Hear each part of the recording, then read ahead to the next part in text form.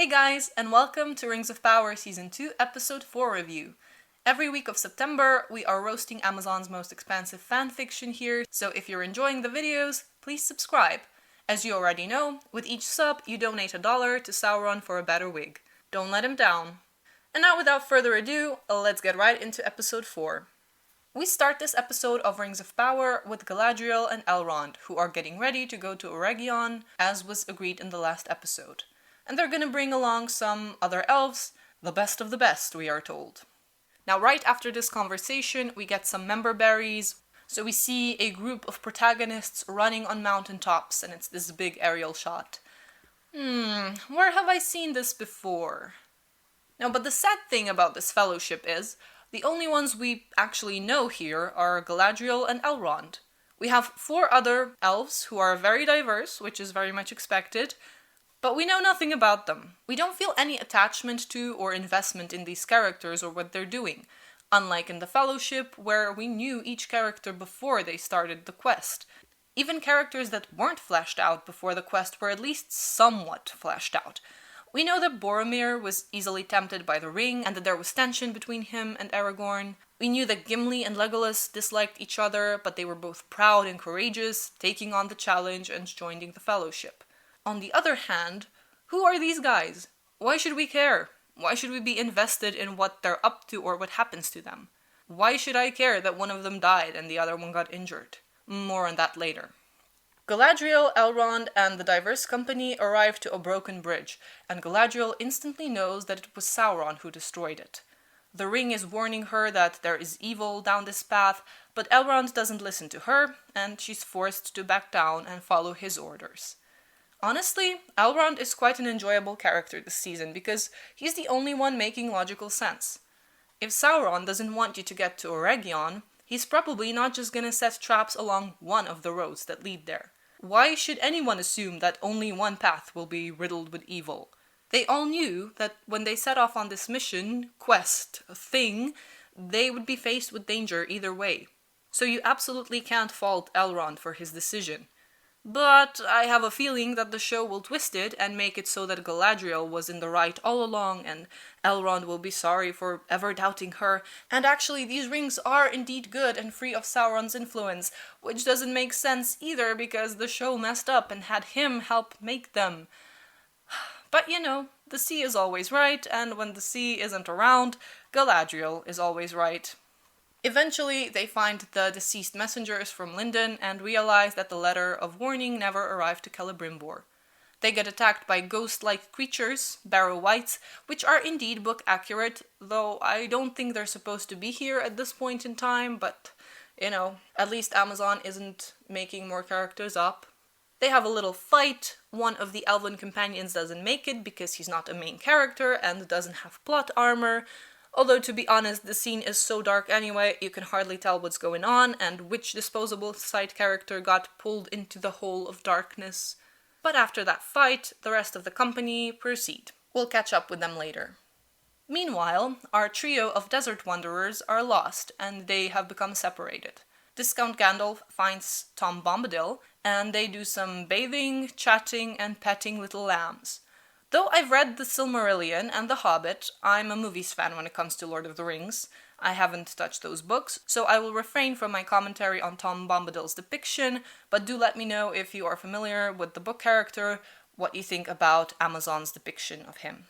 Poppy and Nori end up elsewhere and find one of the new characters, a desert hobbit with a name that I can't remember, but he also says everybody calls him Nobody, so that's what we'll call him too. First, let's remember, hobbits in this era of Tolkien's history were not present. They're not mentioned. But what Amazon did was they took Stoors, one of the 3 breeds of hobbits who were Riverland people, Smeagol was one of them, and decided to remodel them into diverse desert hobbits for the Rings of Power. So whatever this depiction is very much fanfiction. Oh, but it gets worse.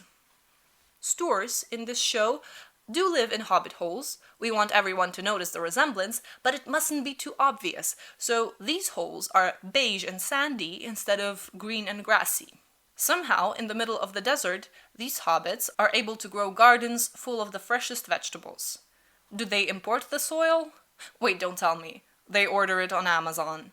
But what about water? Did Mr. Beast build a secret well for them?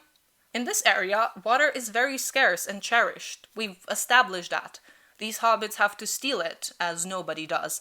Yet somehow, we are still made to believe that they get enough water to be able to grow these kinds of vegetable gardens. And we find out that the desert hobbits are afraid of the Wizard of Rune, plus his henchmen are looking for Poppy, Nori, and Amazon Gandalf. Nothing particularly interesting here, so I'll spare you the details. Eventually, Nori and Poppy speak with the leader of the desert hobbits, and it's revealed that something stories from the past, something Nori's people and the desert hobbits are actually distantly related, something this is not Tolkien. Moving on to the storyline in Pelargir. Arondir, Izzy, and the whole village, apparently, are searching for Theo, who disappeared last season when he helped Izzy get his sidekick horse back. And by the way, where is this horse now? Where's Beric the horse? He is nowhere to be seen in this episode, yet he was such an important character in the last one. He carried the first 5 minutes of episode 3. Bring back the horse! Bring back the horse! Either way, their search is not successful, they regroup the next morning, and Estrid suggests they head north. Arondir gives the command to gather provisions, and it's assumed they're going north. It's not entirely clear if the entire village is going there to look for Theo, because later, Arondir suspects that Estrid is Wildfolk herself, which she is, and he decides that she will take them to the other wild men because he thinks they have Theo, but now only Arondir, Izzy, and Estrid in chains go looking for Theo. What happened to the other villagers? Did they abandon their search for Theo? Did they still go north? What if Estrid tried to lure them into a trap by advising they go that way? We still don't know what exactly her plan was. Is she Adar's spy? Was she hoping to bring these people to the wild men? Was she genuinely just hoping to assimilate? Why hide Adar's mark? I watched this scene 3 times and I still don't quite get it. So I'm either dumb, I either missed something, or this subplot has more holes than Swiss cheese. Eventually, the forest trio, as opposed to the desert trio, come to an area where Izzy gets stuck in quick mud. These are actually the writers of The Rings of Power, sinking deeper and deeper into the mess they made out of this show. Now, Arondir tries to help, but they both get sucked under. Estrid grabs a branch and pokes at the mud until a mud worm emerges. Arondir cuts his way out of his stomach, and Izzy is free too. This show loves its worm-like monsters, doesn't it? First, it was the sea worm, which, granted, looked nothing like a worm, but they chose to call it that regardless. Then we had Sauron turn into snake, worm-like spaghetti mush, and now we have the mudworm. Not gonna lie, this line genuinely made me chuckle though. We don't know what these nameless creatures are, but we shall call this one supper. Because Estrid tried to save the pair, she's allowed to be unchained. I mean, did she really prove her loyalty? Was that enough? Actually, don't answer that. Of course it wasn't. It was a dumb idea. So she gets freed, takes Izzy's sword and threatens him, but Arondir has a bow and threatens her, and now the Ents enter the picture too. It's a party. It's a party in the woods. The Ents cockblock Izzy, who is vaguely flirting with the girl who stabbed him, deceived him, and is now threatening him with his own sword. The Ents give them a version of the speech that Treebeard gave to Merry and Pippin. They're mad at the orcs who killed their kin, and fear that these 3 are hostile too, but Arondir is a tree whisperer, so he calms them down. And would you know it, the Ents release Theo and some wild men, and one of them is, drumroll please, Estrid's fiancé. Well, that's not gonna get awkward. Also, Arondir calls Theo Lord of Pelargir, which is... I can't tell if it's supposed to be kind of sarcastic, like a little jab at him, or if he genuinely means it.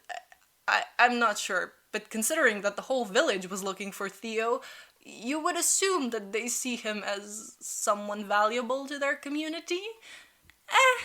He and Arondir will part ways, and it's pretty clear that Izzy and Esther are endgame, regardless of the fiancé, so I wonder how that's gonna go.